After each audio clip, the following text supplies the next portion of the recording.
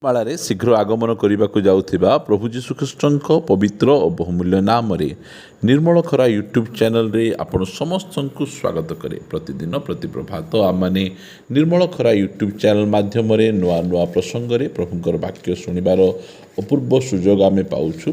ଆମମାନେ ପ୍ରତି ପ୍ରଭାତରେ ତାଙ୍କର ବାକ୍ୟ ଦ୍ୱାରା ଆମମାନେ ଶିକ୍ଷା ପ୍ରାପ୍ତ ହେଉଅଛୁ। ସେଥିପାଇଁ ସ୍ୱର୍ଗର ପରମେଶ୍ୱରଙ୍କୁ ହୃଦୟ ସହିତ ଧନ୍ୟବାଦ ଦିଏ। ତାହା ସହିତ ଆପଣ ସମସ୍ତଙ୍କୁ ମଧ୍ୟ ଧନ୍ୟବାଦ ଦିଏ ଯେ ଆପଣମାନେ ନିୟମିତ ଏହି ଚ୍ୟାନେଲ ଦ୍ୱାରା ପ୍ରସାରିତ ହେଉଥିବା କାର୍ଯ୍ୟକ୍ରମ ଗୁଡ଼ିକକୁ ଦେଖୁଛନ୍ତି। କେବଳ ଦେଖୁଛନ୍ତି ତାହା ନୁହେଁ, ଲାଇକ୍ ସେୟାର କମେଣ୍ଟସ୍ ଗୁଡ଼ିକ ଦ୍ୱାରା ଆପଣମାନେ ଆମମାନଙ୍କୁ ଅତ୍ୟଧିକ ପରିମାଣରେ ଉତ୍ସାହିତ କରୁଛନ୍ତି। ପ୍ରଭୁ ଆପଣ ସମସ୍ତଙ୍କୁ ପ୍ରଚୁର ଭାବେ ଆଶୀର୍ବାଦ କରନ୍ତୁ। ଆସନ୍ତୁ ଆଜିର ପ୍ରସଙ୍ଗ ନିକଟକୁ ଯିବା। ଆଜିର ପ୍ରସଙ୍ଗଟି ଏହି ପ୍ରକାର ଅଟେ, ଉପବାସ କରିବା ସମୟରେ ସତର୍କ ରହିବା ବିଷୟ। ଆମେ ଯେଉଁ ସମୟରେ ଉପବାସ କରୁଛୁ ଆମେ କେଉଁ କେଉଁ ବିଷୟରେ ଆମେ ସତର୍କ ରହିବାର ଅଛି। ପ୍ରଥମ ବିଷୟ, ଆମମାନେ ଉପବାସ କରିବା ସମୟରେ ଆମମାନେ ଅନୁତାପ ଆଉ ମନ ପରିବର୍ତ୍ତନ କରିଥିବାର ଆବଶ୍ୟକ ରହିଛି। ପ୍ରିୟମାନେ, ଜଏଲ ପୁସ୍ତକରେ ଆମେ ଦେଖୁଛୁ 2 ଅଧ୍ୟାୟର 12 ପଦରେ, ତଥାପି ସଦାପ୍ରଭୁ କହନ୍ତି, ଏବେ ତୁମ୍ଭେମାନେ ଉପବାସ ରୋଦନ ଓ ବିଳାପ କରି ଆପଣାମାନଙ୍କର ସର୍ବାନ୍ତକରଣ ସହିତ ଆମ୍ଭ ନିକଟକୁ ଫେରିଆସ। ଉପରେ ଆମେ ଉପବାସ କଲେ ହେବ ନାହିଁ, ସର୍ବାନ୍ତକରଣ ସହିତ 13 ପଦରେ କହୁଛନ୍ତି, ପୁଣି ଆପଣା ବସ୍ତ୍ର ନ ଚିରି ଅନ୍ତଃକରଣ ଚିର, ସଦାପ୍ରଭୁ ଆପଣମାନଙ୍କ ପରମେଶ୍ୱରଙ୍କ ନିକଟକୁ ଫେରିଆସ, କାରଣ ସେ କୃପାମୟ ଓ ସ୍ନେହଶୀଳ, କ୍ରୋଧରେ ଧୀର ଓ ଦୟାରେ ପରିପୂର୍ଣ୍ଣ, ଆଉ ସେ ଅମଙ୍ଗଳ କରିବା ବିଷୟରେ କ୍ଷାନ୍ତ ହୁଅନ୍ତି। ପ୍ରିୟମାନେ, ଉପବାସ କରିବା ସମୟରେ ଆମମାନେ ଅନୁତାପ, ପ୍ରଭୁଙ୍କ ଉପରେ ସମ୍ପୂର୍ଣ୍ଣ ନିର୍ଭର ରଖି ସର୍ବାନ୍ତଃକରଣ ସହିତ ଆମେ ପ୍ରଭୁଙ୍କ ନିକଟରୁ ଉପବାସ ଆମେ କରିବାର ଅଛି। କୌଣସି ପରମ୍ପରା ଭାବରେ ଆମେ ଯଦି ଉପବାସ କରିବା, ସେହି ଉପବାସ ଗ୍ରହଣ ହେବ ନାହିଁ। ସେଥିପାଇଁ ସେ କହୁଛନ୍ତି ପବିତ୍ର ଉପବାସ କର। 15 ପଦରେ, ସିଓନରେ ତୁରୀ ବଜାଅ ଓ ପବିତ୍ର ଉପବାସ ନିରୂପଣ କର। ଆମମାନଙ୍କ ଉପବାସ କେତେବେଳେ ପବିତ୍ର ହେବ? ଯେଉଁ ସମୟରେ ଆମେ ପବିତ୍ର ଜୀବନଯାପନ କରୁଥିବା, ଆମମାନେ ସର୍ବାନ୍ତଃକରଣ ସହିତ ପ୍ରଭୁଙ୍କ ନିକଟକୁ ଆମେ ଆସୁଥିବା, ଆମମାନେ କେବଳ ବସ୍ତ୍ର ନ ଚିରି ଅନ୍ତଃକରଣ ଆମେ ଚିରିବାର ଆବଶ୍ୟକ ରହିଛି। କାରଣ ପୁରାତନ ନିୟମରେ ଅନେକ ସମୟରେ ଆମେ ଦେଖୁ, ଯେଉଁ ସମୟରେ ଲୋକମାନେ ଦୁଃଖରେ ଥାଆନ୍ତି, ଉପବାସ କରନ୍ତି, ଆଉ ସେମାନେ ସେମାନଙ୍କର ବସ୍ତ୍ର ଗୁଡ଼ିକକୁ ମଧ୍ୟ ସେମାନେ ଚିରି ପକାନ୍ତି। ମାତ୍ର ଆମକୁ କୁହାଯାଏ, ଅନ୍ତଃକରଣ ହୃଦୟ ସହିତ ତୁମେ ପ୍ରଭୁଙ୍କ ନିକଟରେ ଉପବାସ କର। ଉପବାସ କରିବା ସମୟରେ ଆମେ ସମ୍ପୂର୍ଣ୍ଣ ଭାବରେ ପରମେଶ୍ୱରଙ୍କର ଉପରେ ଆମେ ନିର୍ଭର କରିବାର ଆବଶ୍ୟକ ରହିଅଛି। ପ୍ରିୟମାନେ, ଏହା ଆମମାନଙ୍କୁ ବାଇବଲ କହେ, ଯଦି ମାଥ୍ୟୁ 4 ଅଧ୍ୟାୟର 4 ପଦ ଆଉ ଗୀତ ସଂହିତା 35 ଅଧ୍ୟାୟର 13 ପଦରେ ପରମେଶ୍ୱରଙ୍କ ଉପରେ ଆମେ ସମ୍ପୂର୍ଣ୍ଣ ଭାବରେ ଆମେ ନିର୍ଭର ରଖିବା ପାଇଁ ବାଇବଲ ଆମମାନଙ୍କୁ ପରାମର୍ଶ ଦିଏ। ପ୍ରିୟମାନେ, ଉପବାସ କରିବା ସମୟରେ ଆମକୁ ବିଶେଷ କରି ଆମେ ସତର୍କ ରହିବାର ଆବଶ୍ୟକ ରହିଅଛି। କ'ଣ?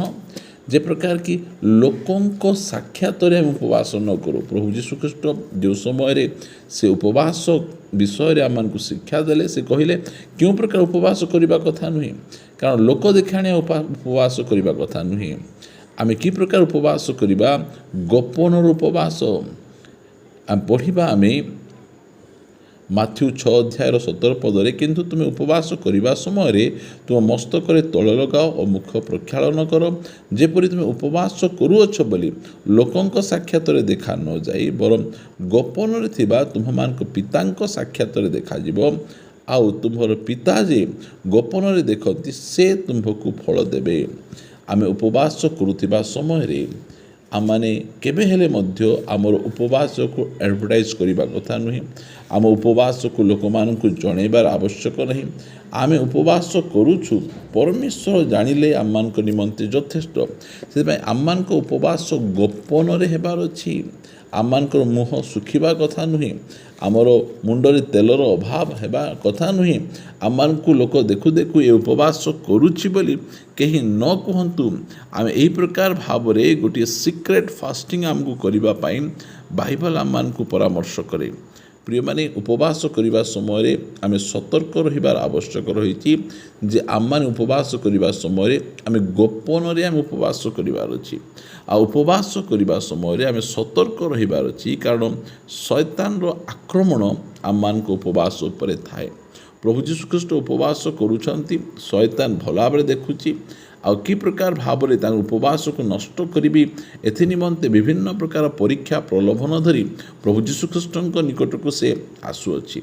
प्रिय माने उपवास करने समय आमे बहुत सतर्क रहिबार आवश्यक रही कारण जो मैंने उपवास करती शैतान से पसंद करे नहीं से कि प्रकार भाव मध्य से पापरे पकेबी भूल मार्ग को नेबी एथिपाई विभिन्न प्रकार कौशल गुड़िक से आम निकट को आने उपवास आम जे प्रकार न करूँ विभिन्न प्रकार प्रलोभन गुड़िक आम को देखाए से उपवास करने समय आम यू विषय को आम ध्यान रखा उपवास करने समय आम आउ गोटे विषय ध्यान रखा पवित्र आत्मा स्वर आम शुणिपर आम जो देखुलु प्रारंभिक मंडली आमर प्रेरित पुस्तक 13 अध्याय आम देखुलु प्रारंभिक मंडली जो समय उपवास करा जाउथिला से स्थान रे पवित्र आत्मा से अति सुंदर भाव से सहित कथबार्ता होती आम प्रेरित पुस्तक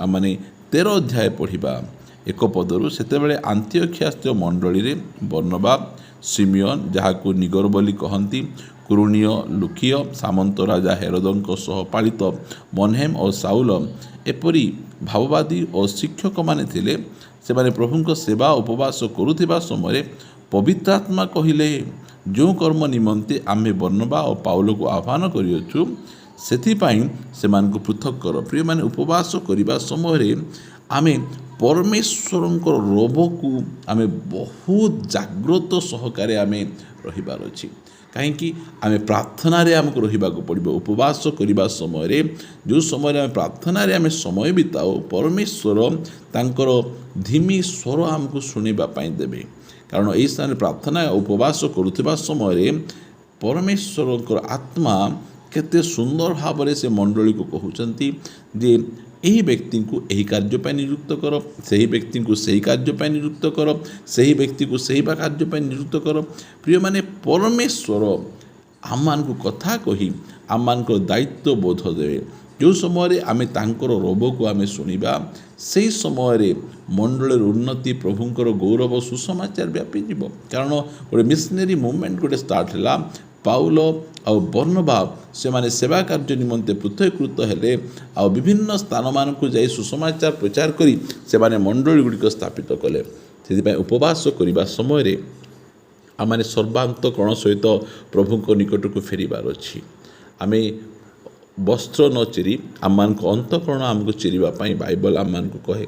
प्रिय माने उपवास जो समय आम करुछु आम कौन समय लोक देखाणिया उपवास आम करने कथा नुहे आम उपवास गुड़िक गुप्तरे हेबार आवश्यक रही परमेश्वर उपरे आम संपूर्ण निर्भर रखी आम उपवास करार अच्छी। उपवास करने समय शैतान विभिन्न प्रकार भाव में आम जीवन में आक्रमण करी आम को से उपवास को नष्ट करने चेष्टा करे से विषय में आम ध्यान देवार अच्छी आउ परमेश्वर स्वर को पवित्र आत्मा रोब को आम शुणी पवित्र आत्मा आमको कौन करने आह्वान करिसेंती ताहा आमे तांको ठारू जानि नेबार आवश्यक रही। उपवास करने समय आम यू विषय को आम विशेष करी आमे ध्यान देवा आउ मु उत्साहित करने चाहे प्रत्येक परित्राण प्राप्त ख्रीस्टियान विश्वासी मान यह दायित्व जे से माने नियमित भाव में उपवास करार आवश्यक रही। आपण क्यों बार रे करिवे दिन रे करिवे राति रे करिवे एथिरे कौन सी जाय आशा नहीं आमको बार देखिबार नहीं दिन देखिबार नहीं राति देखिबार नहीं आम उपवास करने समय बाहर करवा कारण दानिएल एत उच्च पदरे थिले से उपवास करने समय बाहर करे दानिएल एत वयस्क होते से उपवास करने समय बाहर कर से उपवास करुले। प्रिय माने